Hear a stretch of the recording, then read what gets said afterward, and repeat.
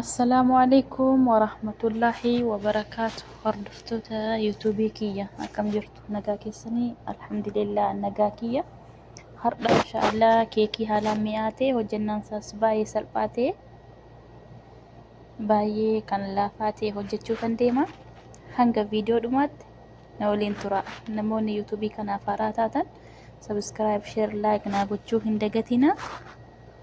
Namoonni maatii kiyya jala jirtan kan na hordofaa jirtan baay'iseen sin galateeffadha. Galatooma.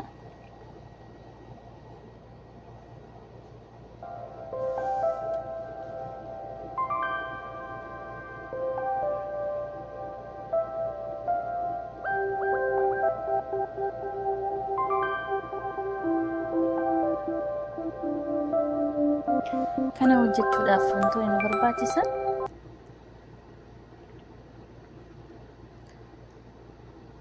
hanqaaquu 3, yoogaartii yookaan zabaadii tokko, zayitii walakkaa kubbaayyaa, sukkaara walakkaa kubbaayyaa, beeking paawudarii fal'aana guddaa tokkoof vaniiliyaa fal'aana xiqqoo tokko, daqiiqii kubbaayyaa tokkoof walakkaa fi soogidda xiqqoo fayyadamna.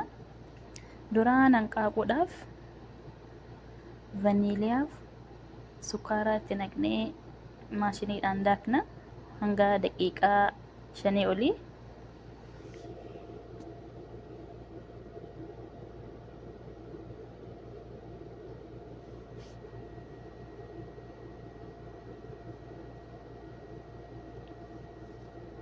Anasitti maashiniidhaan fayyadamee yoo barbaaddanis harkaan hojjechuu ni dandeessu.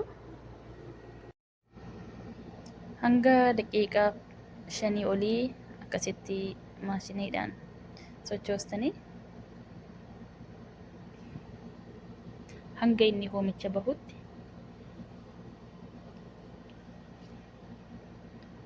Yeroo inni haala kanaan hoomicha bahee zayitii walakkaa kubbaayyaatti naqxu.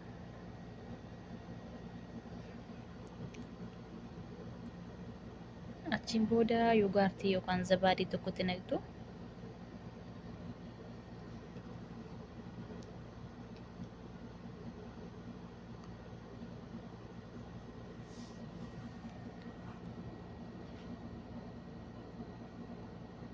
Asitti kan hin fayyadamee daqiiqii kubbaayyaa tokkoof walakkaan fayyadame. Haala kanaan ni gingilchitu akka qilleensi galuuf.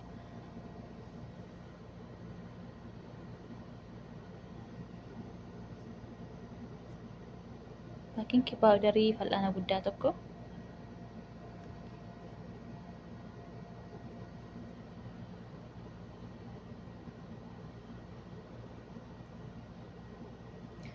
fi soogidda xiqqootti naqxu.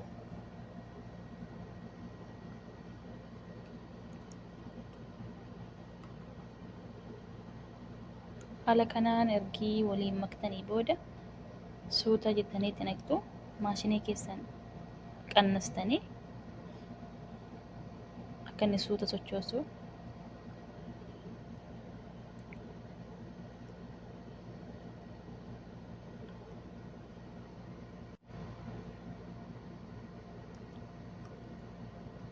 Amma akkuma isin argaa jirtanuu maashaallah bahee jira. Haala kanaan baay'ee furdaas miti qal'aas miti giddu galeessa. Amma siniyyaa keenya zibdaatti naqnee daqiiqii bicuu irratti naqnee haala kanaan itti naqnee roona galchina.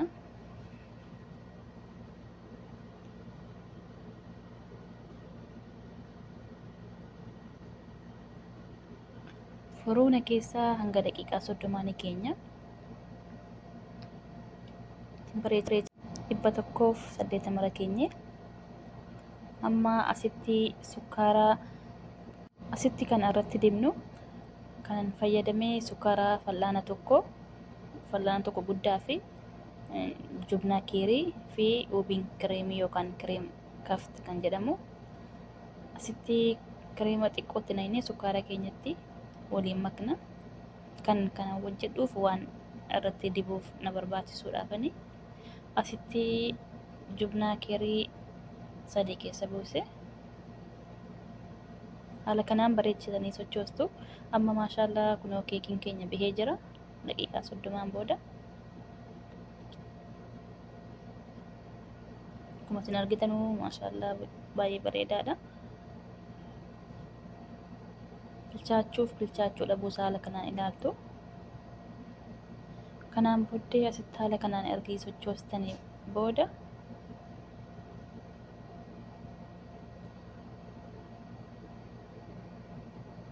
haala kanaan ta'uu qaba. Furdaas miti qallaas miti.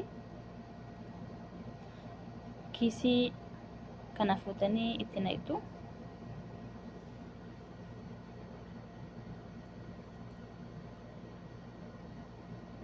An asitti chokkolaataa bakseen fayyadamee asitti chokkolaataa waanuma qabdanu mana keessaa baksitanii haala kanaan irra dibdu.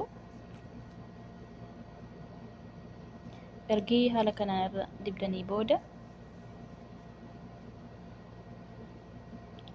sukkaaraa fi jumnaa keerii sila walitti makne kiisiitti naqne haala kanaan itti dibaa deemna.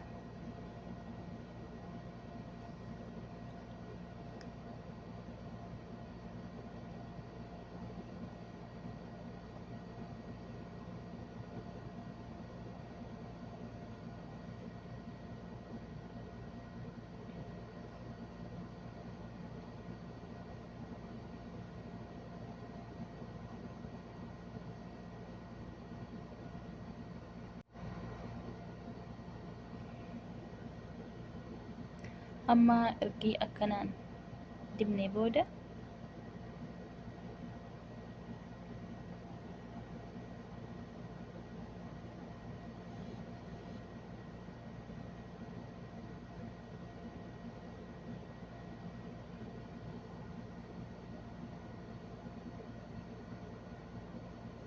amma kunoo maashaallah hunda isaa dibee fixeera.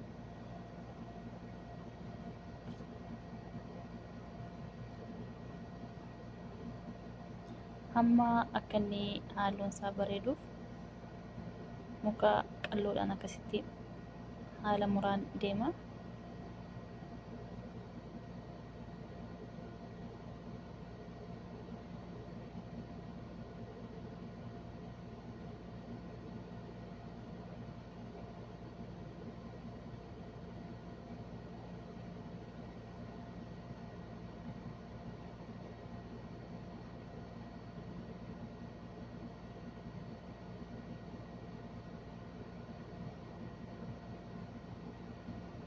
Amma kunoo maashaallah baheera, baay'ee mi'aadha. Hundi keessanuu manatti hojjedhaa ilaalaan siniin jedha. Waan nu hordoftaniif ammas baay'iseen sin galateeffadha.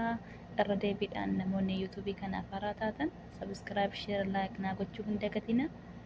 Galatooma.